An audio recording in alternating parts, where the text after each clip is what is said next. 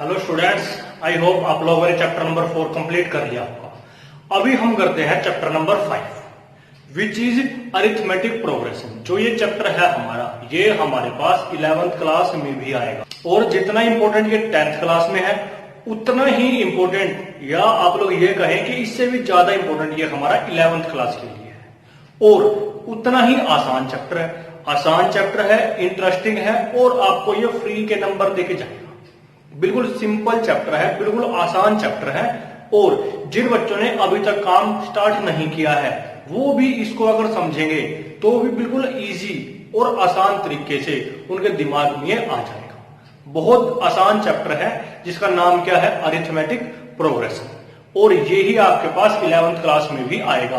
इसका updated version आएगा, इसको अपग्रेड करेंगे तब जाके वो 11th क्लास में आएगा। अगर बच्चों आप लोग अभी इस चैप्टर को अच्छे तरीके से समझ लोगे तो आपको 11th क्लास में इजी होगी, आपको आसानी होगी।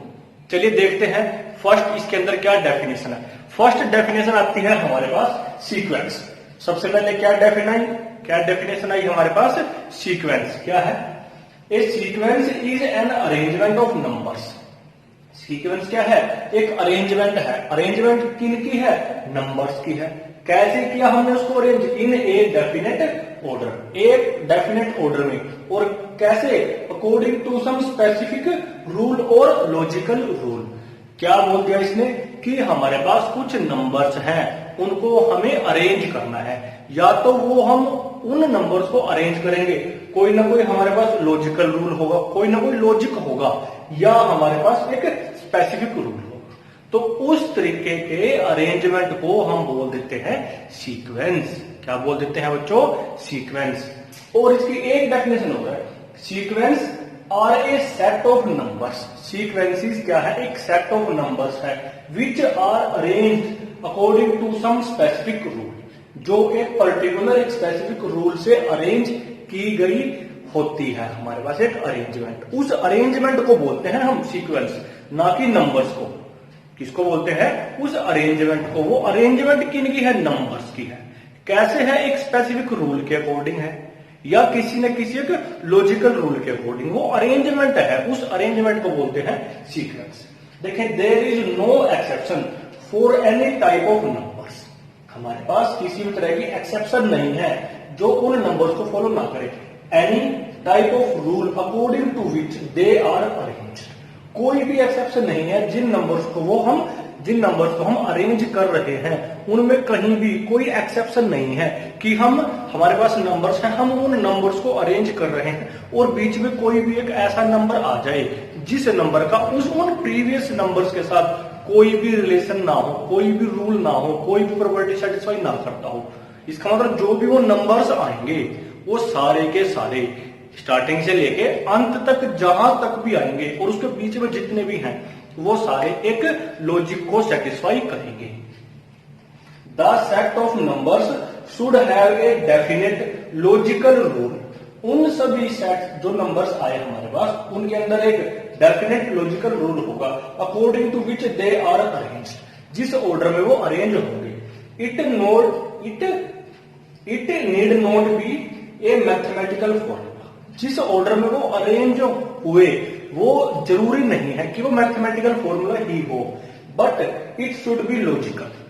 वो मैथमेटिकल फॉर्मूले के साथ साथ लॉजिकल भी हो सकता है। क्या बोल दिया हमने, ये दो बातें हैं बच्चों, इनको बड़े ध्यान से देखना।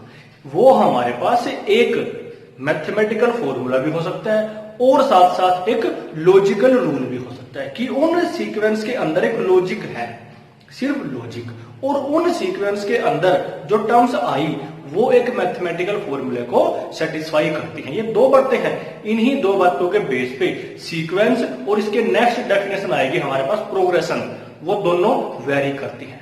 ठीक बच्चों, such a set of numbers are called sequence of numbers. जो वो नंबर्स आए जो हमारे पास मैथमेटिकल फॉर्मूले को सेटिस्फाई करेंगे या लॉजिकल रूल को सेटिस्फाई करेंगे, उन नंबर्स को हम क्या बोलते हैं, उन नंबर्स के अरेंजमेंट को बोलते हैं सीक्वेंस ऑफ नंबर्स।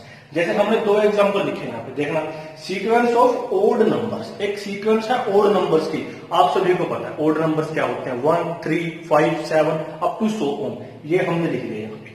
चलते रहेंगे।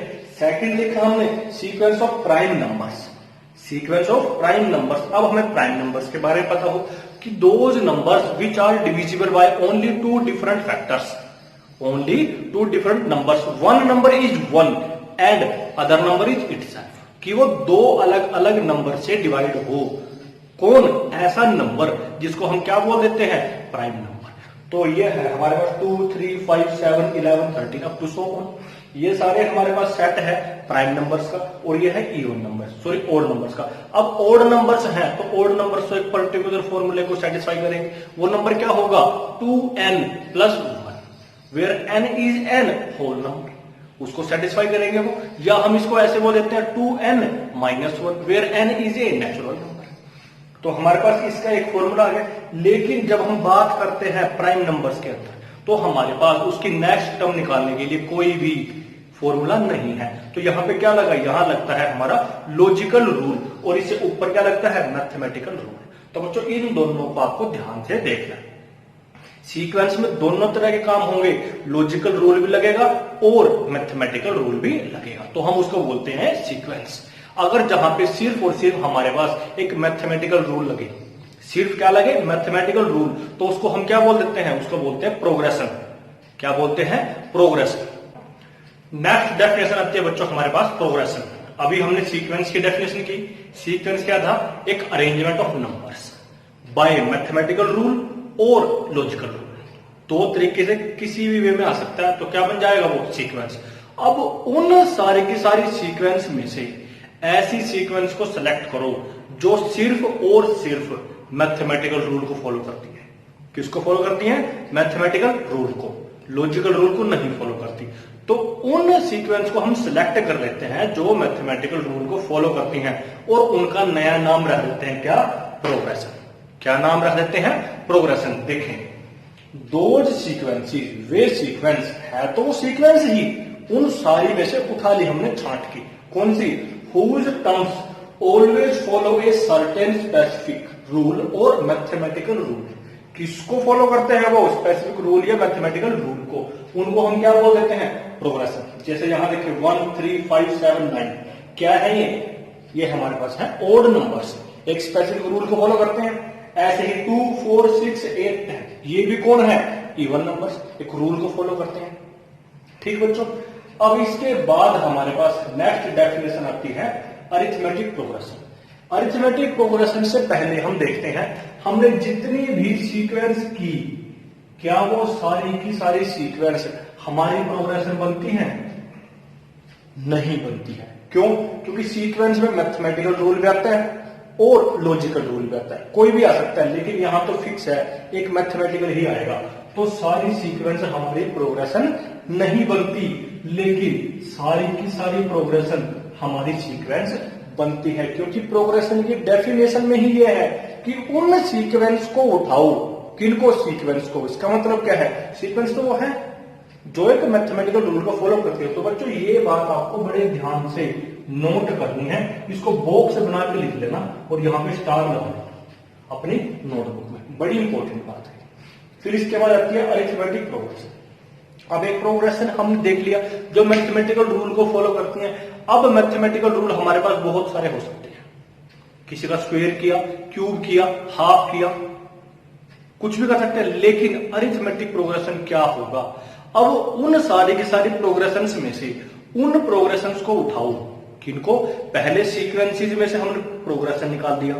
अब प्रोग्रेशन बहुत सारे हैं क्योंकि मैथमेटिकल रूल है, कोई भी हो सकता है। उन मैथमेटिकल रूल्स में से अब एक ऐसे रूल को निकाल दो कि फर्स्ट टर्म के बाद जितनी भी टर्म्स आए, फर्स्ट के बाद सेकंड, थर्ड, फोर्थ, फिफ्थ, तो फर्स्ट में कुछ ऐड करें, एक नंबर ऐड करें तो सेकंड टर्म आ जाए, सेकंड टर्म में वही नंबर ऐड करें तो थर्ड आ जाए, थर्ड में वही नंबर ऐड करें, फोर्थ, फिफ्थ, सिक्स्थ, ऐसे ही आते रहे।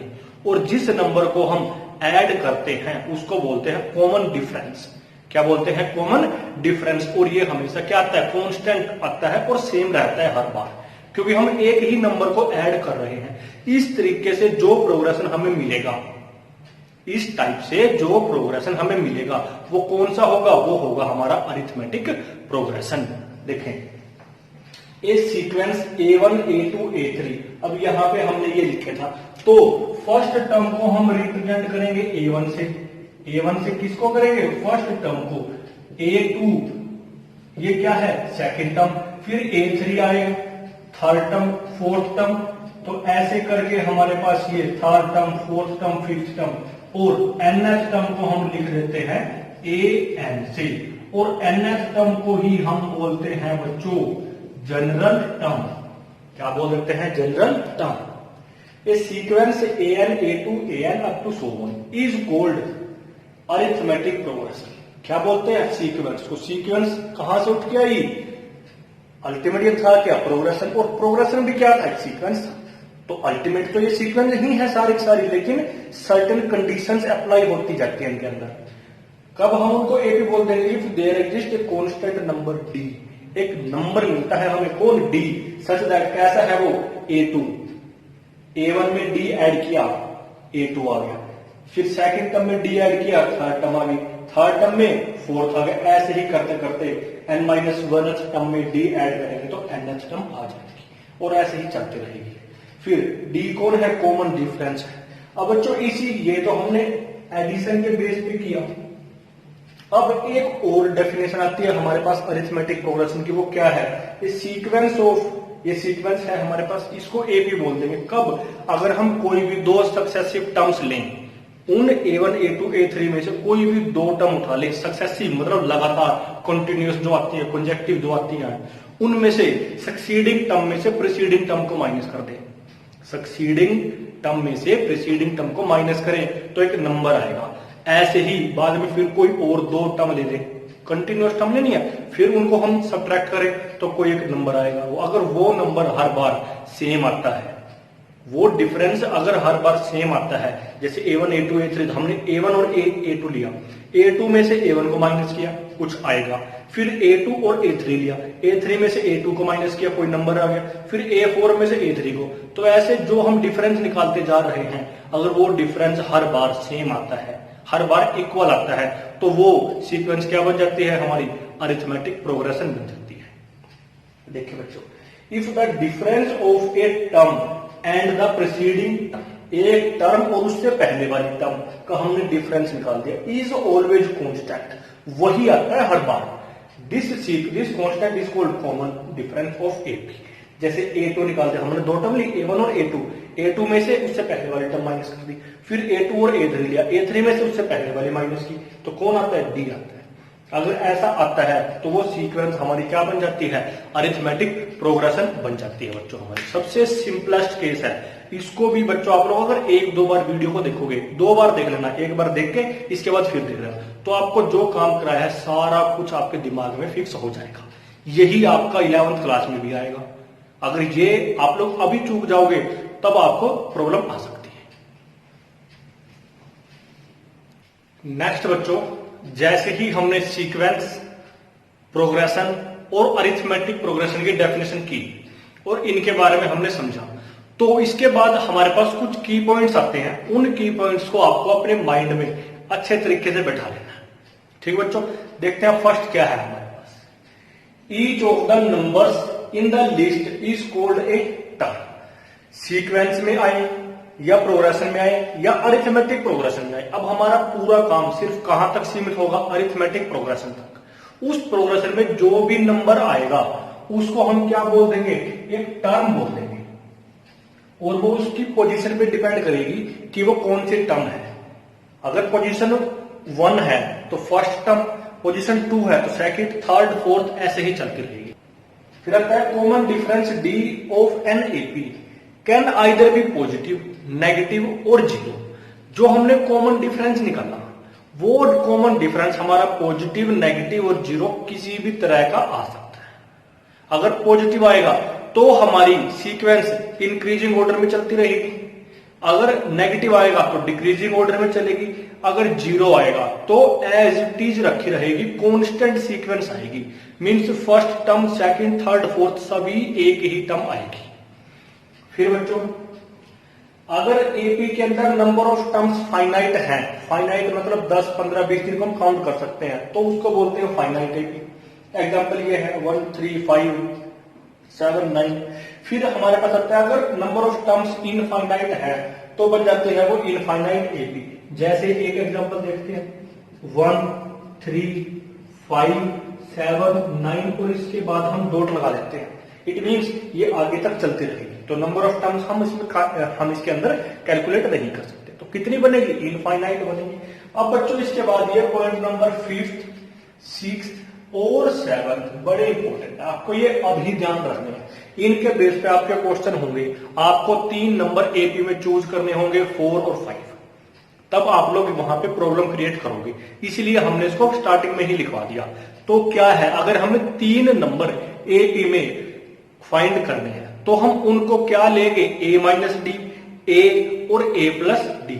हम 3 नंबर को A minus D, A and A plus D लेंगे। अगर 4 नंबर हमें निकालने हो तो हम क्या लेंगे? A minus 3D, A minus D, A plus D and A plus 3D। इसी तरह से अगर 5 नंबर हमें निकालने हो, A minus 2D, A minus D, A and A plus D and A plus 2D। देख लें एक बार, अगर 3 नंबर हमें 3 टर्म एपी में चाहिए तो ए माइनस डी, ए और ए प्लस डी। अगर 4 चाहिए तो A minus 3D, A minus D, A plus D and A plus 3D। अगर 5 नंबर चाहिए, A minus 2D, A minus D, A plus D and A plus 2D। तो बच्चों ये सभी आपने फेयर नोटबुक में लिखना है।